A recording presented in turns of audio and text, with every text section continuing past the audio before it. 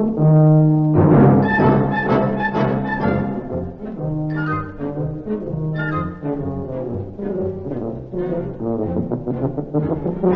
BBC presents Tony Hancock with Moira Lister, Bill Kerr, and Sid James in Hancock's Half Hour.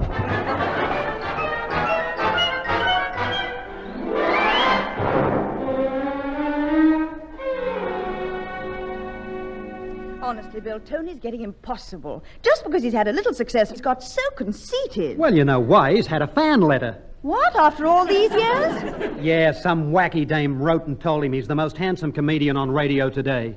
Now he's convinced he's a second Gregory Peck. Every time he passes a shop window, he blows himself a kiss. I've never seen a man get so big-headed. He's even had a portrait done of himself. I know. When they got to his eyes, they had to send out for 2 more tubes of red paint. He's getting so vain. Do you know that he spent 3 hours at the beauty parlor yesterday? Oh, no. Yes, he went to choose a new hairstyle. He said he wanted something to suit his type of features. So what did they do? Combed it down over his face and left it. Shh, here he comes. Who's wonderful? Who's marvelous? And the answer is me. Who's lovable? Who's kissable? Good morning, me faithful peasants. What a beautiful day it is. Just spent an exhilarating 2 hours in my boudoir, curling me hair. Your hair's dead straight. Have you caught the chest? Well, how are you two this morning? You know, it does a chap like me good to occasionally come back to you plain, dull, ordinary people. To be near you is all we ask, oh great white master. Oh, that he would notice me and maybe smile this way. Stop torturing yourself, Cinders. The prince will not look at you. But Buttons, he is handsome. All right. Thank you. That'll do. We'll let you know. Thank you very much. I'm ready to dine. I think I shall have pheasant, caviare, and champagne. But, my lord, this is breakfast. In that case, you can pour the champagne over me porridge. Oh, no, this is too much. Well, I must get dressed. I've got to go down to me jeweller's to get measured for a type-in. How? What shall I put on? I think we'll have the casual stuff today. Which beret should I wear? Your yellow one, of course. Yes, you're right. The pink one might clash with me rope sandals. Now, just pass me mauve corduroy Akin jacket, me tartan jodhpurs, and we're all set. Don't forget your leopard skin spats. Oh. Thank you, yes. This is ridiculous. Now, Dickie Valentine's got married. I am the nation's #1 heartthrob. I am an idol. An idol what? Steady, Billy. Any changes you may see in me are not of my own choosing. I have a certain responsibility to be public. Being the object of so much feminine devotion is not to be taken lightly. I have a great weight rested on my shoulders. Don't worry, it's only your head. It's nothing to do with me head. Some of us are born great, some acquire greatness, and some have greatness thrust upon them, whereas me... You just eat too much. I just eat... Well done, and watch it. What I have to say to you now affects you both. Now I'm a big star, I shall be obliged to keep up appearances. That means I can no longer afford to have it known that I share digs with a layabout like you, Kerr. In future, if anybody asks who you are, you will tell them you are my food taster. No, on second thoughts, bearing in mind the condition you're generally seen in, we better make it wine taster. Wine taster? The nearest thing we've ever been to wine in this house was when you sat in that bunch of grapes. Yes, I remember. Now, you, Moira, it'd never do for the women to find out that I have a girlfriend. I know you're crazy about me, kid, but for the time being, you have to join the queue with the rest. Don't forget I'm bigger than both of us. No. Sorry. Hancock can't belong to one ordinary person. I belong to the nation. So for publicity purposes, from now on, you are my mother. Have you got any vacancies for a father? Keep away from her. Leave Mum alone. Don't you think it'll look a little odd, having a mother 4 years younger than you? I've thought of that. I got this grey wig here, and we can paint a few crow's feet. No, I'm not going to be a mother. All right, you can be me cook. Well, that's better. I'll start right away. I'm sure I saw some toadstools in the garden this morning. There's just one more thing. I don't want you to think that because I'm now a big name, I've no time for me friends. I won't forget you. You'll come up with me. Together we'll soar to great heights. We leave all this far behind us.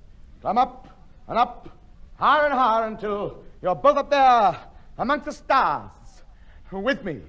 Thank you, and bless you, Jet Morgan. Well, must be off now. I've got an appointment down at the vicarage.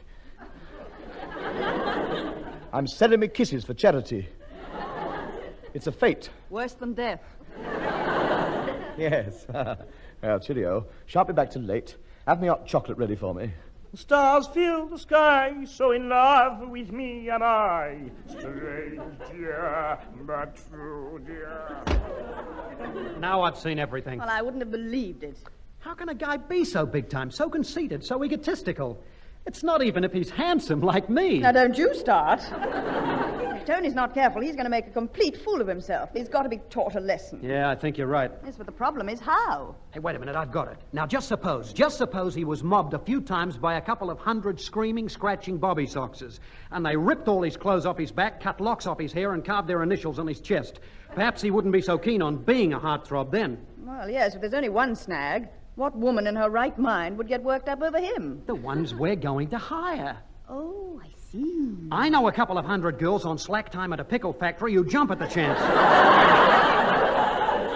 20 fags and they'll tear him to bits. Well, if you think it'll work... It's a cinch. By the time these girls are finished with him, the only swollen thing about his head will be the lumps. I'll get him down here outside the morning.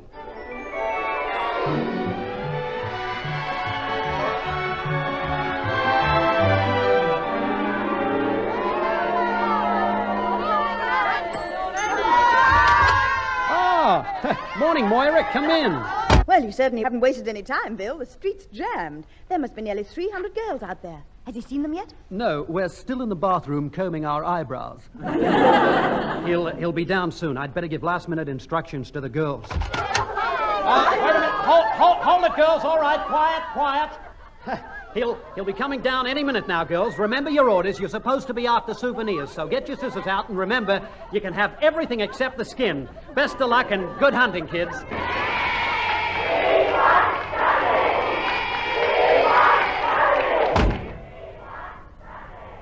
Listen to that. Well, the slaughterhouse is ready. Now, where's the fatted calf? Bill, Moira, have you seen them? Hundreds of them outside, with fans. Look at them, waving banners. We love old Hancock. Oh, bless them, they've come to do me homage. Homage, damage, what's the difference? Such devotion is touching. All right, kids, I'll be out in a minute. I'd better go out and sign a few autographs, blow a few kisses. They deserve it. Watch them swoon when they catch up butchers at me Dickie Valentino profile. Are my eyelashes on straight? Come in, kids.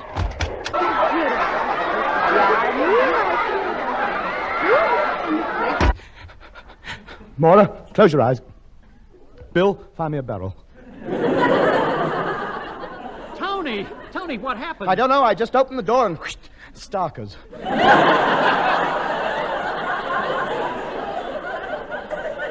What's got into them? But they're your fans. I could do with a couple right now, big ones. Hurry up with that barrel. Oh, nobody's seen me in this condition for 29 years. Here we are. Now, just climb in. Oh, sanctuary. Just nail me braces on the top. That should hold. Now, all right, Moira, you can open your eyes now. What are you laughing at? You in the barrel. Have you seen what's written on the side? What? Stout and bitter. Yes, very good. I'm sorry, I don't think that's very funny. Bill, put the stopper in the bunghole. It's drafty. Just a minute, Tony. Tony, what are all those girls' names tattooed on your chest? Yvonne, 1945. Fifi, 1945. Gretchen, 1945. Trudy, 1945. Karen, 1945. Victory, Hey, are those females still out there? Yeah, they're still there, Tub. I'm not going out there again. I want to share myself amongst me fans, but they're not having a bit each. It's your duty to get out there. Some of those girls have traveled miles just to see you. One glimpse of you is all they ask. They just saw enough of me to last them a lifetime. Look, you can't disappoint your public. Those girls out there are your bread and butter. You've got to put up with it. Now put on another suit and get out there. You're right. I must go out and face them. It was probably just the excitement of seeing me torso that sent a berserk.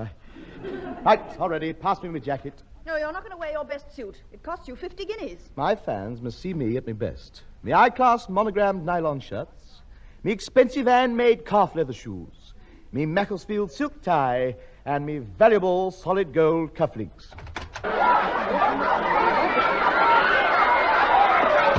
Me cheap barrel, please.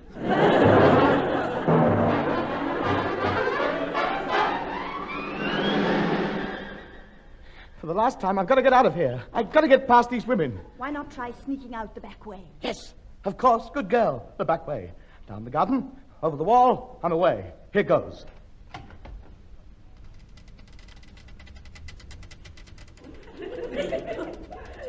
Nobody there. See you tonight. Cheerio.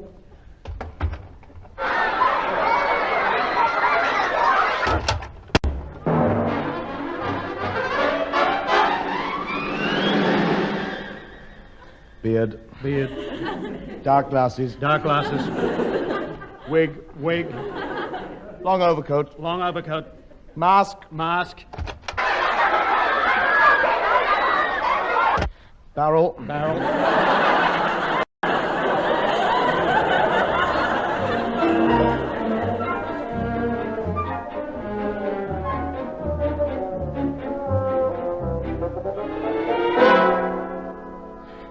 Let's see now. Silk dressing gown with the red dragons. Pigtail, lampshade. Bit of plaster to pull me eyes back. Right. Excuse, please. Make way for Honorable Chinese laundryman. Ding-a-ling-a-lang-dang-dang-dang-dang. All right, pass Honourable.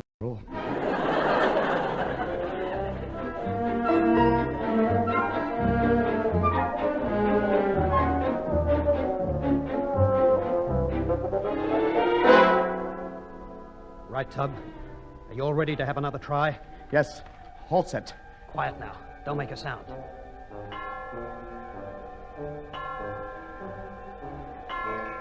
Three o'clock. Yes, soon be morning. I should think they're all asleep out there now.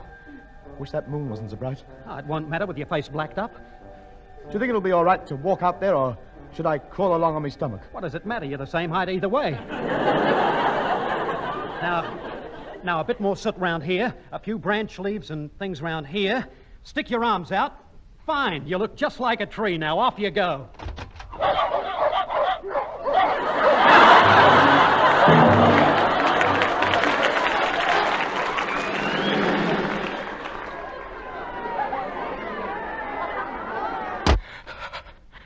That's it. I can't go on. 3 days you've been besieged. I can't stand it. It's driving me mad. Mad, you hear? Mad. Espinola, I can't go out now if I wanted to. I haven't got any more clothes left. They've had the lot. 6 suits, 4 sports jackets, 3 pairs of flannels, 2 pairs of jeans, 2 pairs of football shorts, me knee-length swimming costume, and a fig leaf. You could go out in your barrel. No, thank you. There's a couple of them out there with crowbars. I gotta stop here now till they all go home. Might be weeks. I'm trapped. Trapped, do you hear? Don't you? Trapped! I think I'm gonna have one of me turns. Oh, now, Tub, take it easy. Come and sit down. How can I sit down in a barrel? Perishing fans, why don't they leave me alone? I don't know how David Whitfield manages. I don't state it. Not kidding you. The seams of his suits must be riveted together. I tell you, if I ever get out of this lot alive, I'll never want to see another fan again. Bill, just a minute. I think the boy's learned his lesson at last. He's looking pretty sorry for himself. Yeah, it's done the trick. I don't think we'll have any more trouble from him. Yes, let's call it a day, Bill. He's been through enough, poor boy. Look at him standing there in his little barrel. Oh, I feel so sorry for him. Why? It fits. Yeah, I think we'll give him a break. I'll go out and tell the girls we won't be needing him anymore. All right, girls. You can all go home now. Is there room for one more in the barrel? Bill, what happened? They attacked me. You're the one who hired them. That's why they attacked me. I can't pay them. Moira, was that Bill who just went outside? Oh. Yes, it was, wasn't it? What's so funny? You're so skinny. What's that tape measure hanging around your neck? They're my arms. Anything else? Yes. Look, Laurel and Hardy, stop arguing. We've got to think of a way of getting out of here. We can't stop here forever. Look, you go out and get help, Moira. They won't touch you. No, I'm not taking any chances. We haven't got any two-piece barrels. Hey, wait a minute. I've got an idea. No. You haven't even heard it yet. I don't have to. Every time an idea enters your head, money leaves my wallet. Look, you want to get out of here, don't you? All right. What is the idea? We ring up Sydney. Not smooth talk Sidney James. Yeah, Sydney's just the man to help us. He could provide a bodyguard to get us out of here. He's got some of the toughest boys in town working for him. Look, I'm having nothing more to do with Sidney James. That man is a criminal. He is not. He's just got strange ways. I'm not surprised. He's been there enough times. Look, it's either Sydney or the fans. All right, we'll call Sidney. We'll give him another chance. But I'm warning you, my Australian friend. If anything goes wrong, I'll put you up against a wall and lean on you.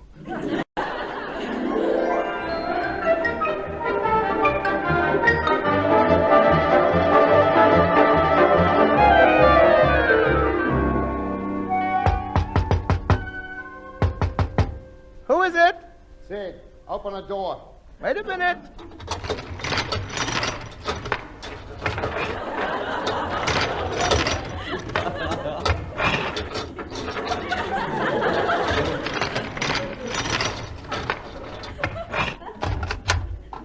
You took a long time to open the door.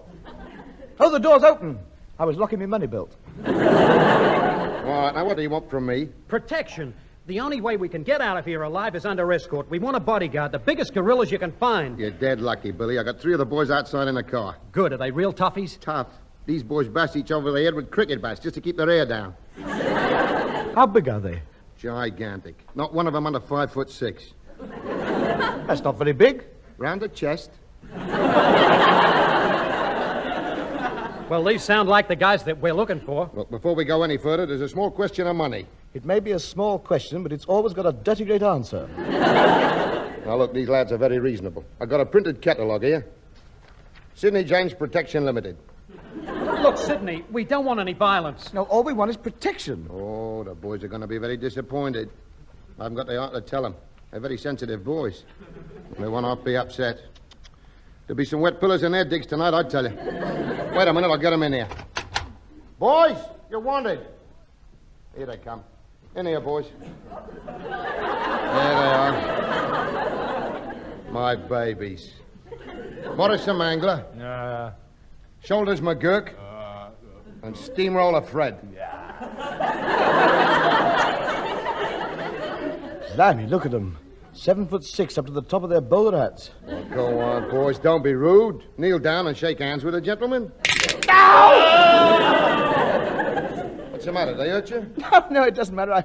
I never did use that hand anyway. My hand! My hand! Mangler, give the gentleman back his fingers. Mangler. What did Horace say, Winnie? Say, he's quite a bruiser, our Mangler. Bill, those pickle factory girls are still outside. Oh, why, Tony, we've got visitors. I didn't know your family were coming. It is not my family. Well, if you gentlemen are ready, we'll escort you out of the house and down the street. Billy and Hancock stand in the middle here, and the boys stand on each side of you. Good. Those girls won't dare attack us with you lot here. No, they better not, I tell you. These boys are killers. Ready? Here we go. Open the door.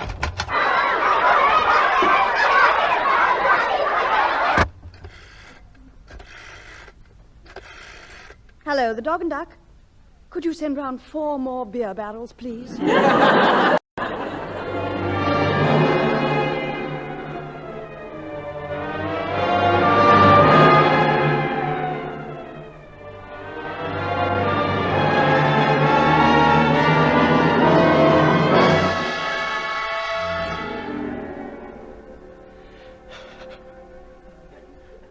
2 weeks we've been here now. Yeah. Pass the water bottle. What's the food position, Moira? We started off with 10 tins of baked beans. How many are left? 4 Tins? beans. All right. Slice them up and pass them round. What news of the enemy? They're still out there. Haven't they got homes to go to? Yeah, they're working 8-hour shifts. They're camping out there in tents. They're determined to get us, Tub.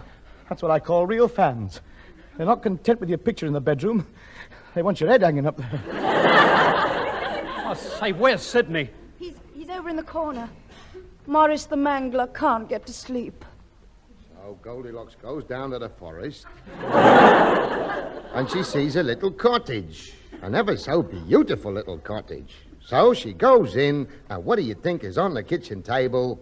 3 plates of steaming hot porridge. Yum, yum, yum, she says. Oh, look. They're asleep, bless them. Look at Mangler there, cuddling his cosh. Bless his little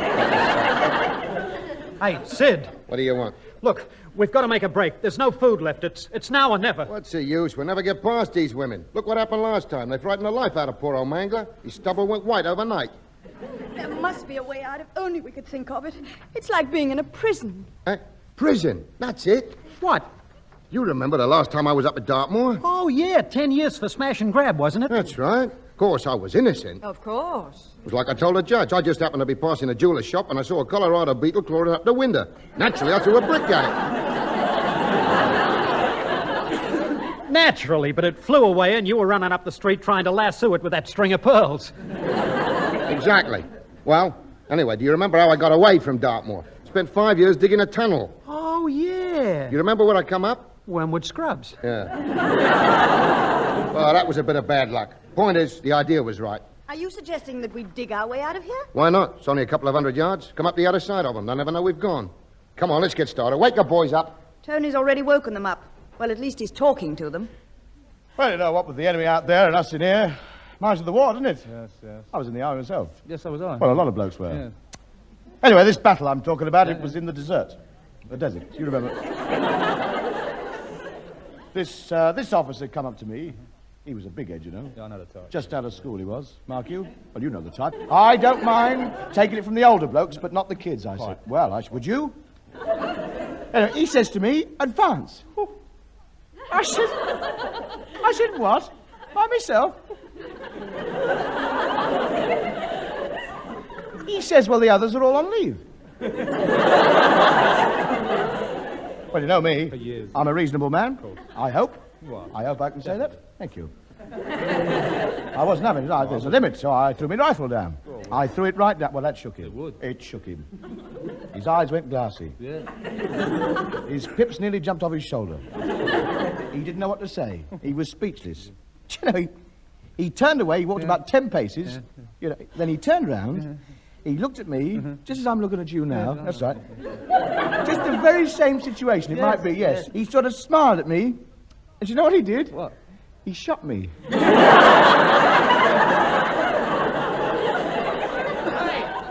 Tub. Hello? Look, we're going to have another try at getting out. We're going to tunnel our way out. What a good idea. Wait a minute. That means somebody's got to do some digging, doesn't it? Yeah. Digging's hard work, isn't it?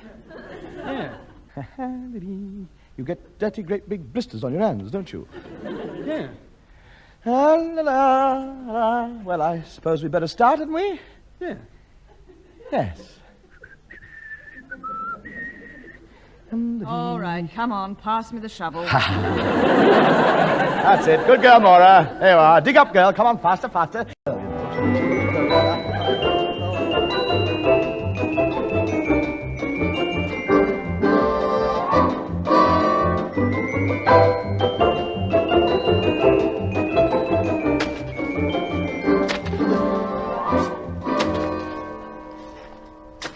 How far have we dug? About 150 yards. Is that all? Hurry up, Moira. We haven't got all day. Dig, girl, dig. Faster. Get your back into it. That's more like it. I'm digging as fast as I can. If you want me to go any faster, you'll have to give me the shovel. I can't do that. I've got to have something to lean on. You've got fingers, haven't you? I don't know. The girls of today, they're not as strong as they used to be, you know. Hey, Bill, what happened to Sidney and his boys? Well, you know that big tunnel we crossed over a couple of hours back? Yes? They caught a train and went home. Why didn't we do that? We may never see the light of day again. Be lost. Starved to death. Well, the train was going to Chalk Farm, and I don't like Chalk Farm. Oh, you don't like Chalk Farm? No. Because you don't like Chalk Farm, we are stuck down here in this worm's dugout. Well, you two should feel at home. You get on with the digging. It's no good. I can't go on. I'm exhausted. I can't dig anymore. Never mind, we'll go back and catch a train. Wait a minute, where's the tunnel gone? Well, We've been digging for 24 hours. There should be a long, big hole behind us. Where is it? Well, you know all the earth Moira's been digging out and passing back to me? Yes. Well, I've been sort of stacking it up behind me. Oh, I see. And now we can't get out. No hole.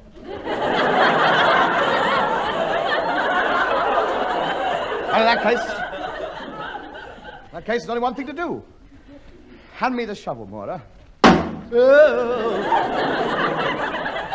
Now, get up and start digging. Not down that way. We're not going to wogga wogga.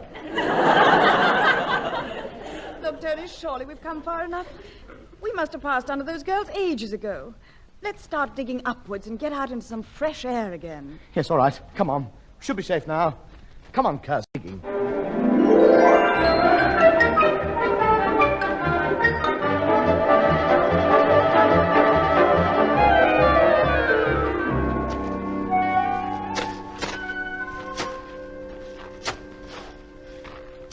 Well, can't be far now. Just one more. Done it. Look, daylight. We're out. At last. Where are we? We're inside a building. So we are.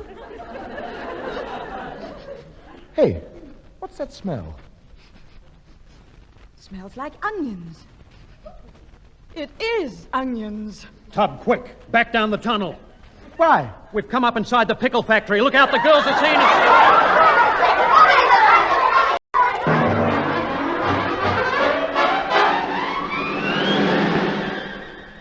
This is the BBC Light Programme.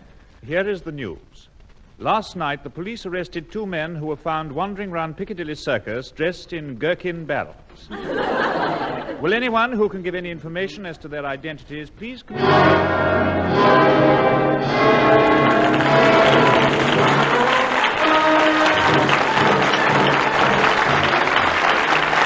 You've been listening to Hancock's Half Hour, featuring the lad himself with Moira Lister, Bill Kerr, and Sidney James. Incidental music was composed by Wally Stott and recorded by the BBC Review Orchestra, conducted by Harry Rabinowitz. The script was written by Ray Galton and Alan Simpson, and the recorded program was produced by Dennis Mayne Wilson.